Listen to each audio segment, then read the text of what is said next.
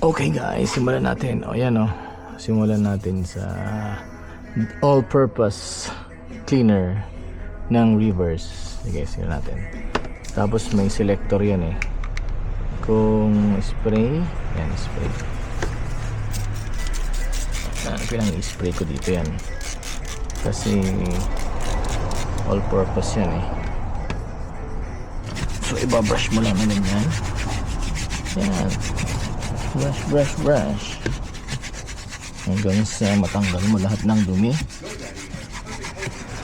Yan, hindi lahat yan ganito, pwede yan.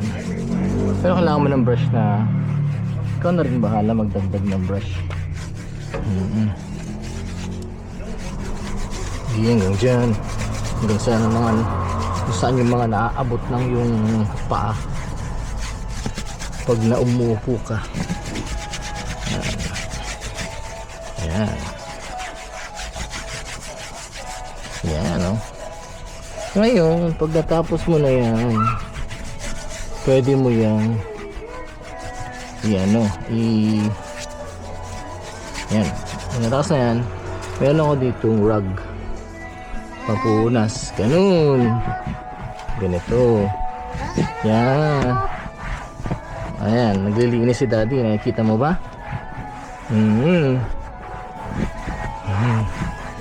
Yan.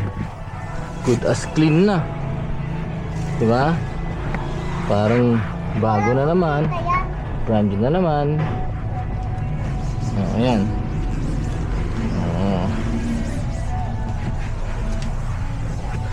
Yan o. Ayos. Reverse. Okay ba? Lipat tayo sa likod. Siyempre, reverse pa rin.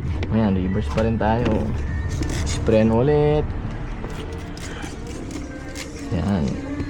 Hanggang dun.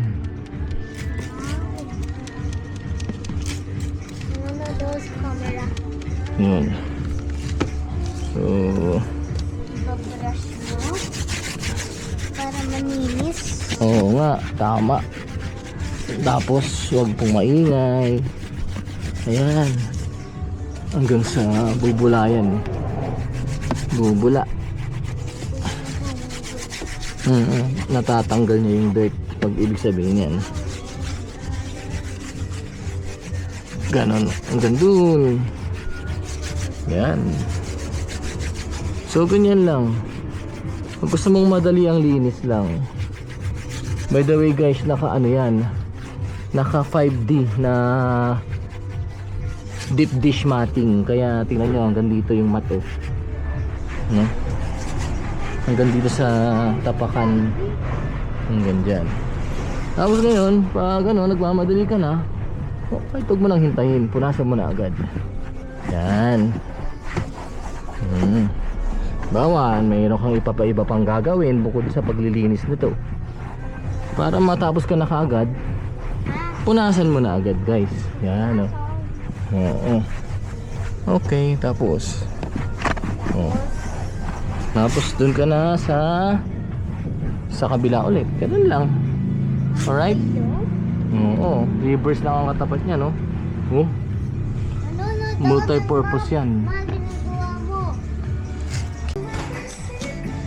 Ito pala guys yung mga Reverse products na na-collect ko na paglilinis ko ng mga car.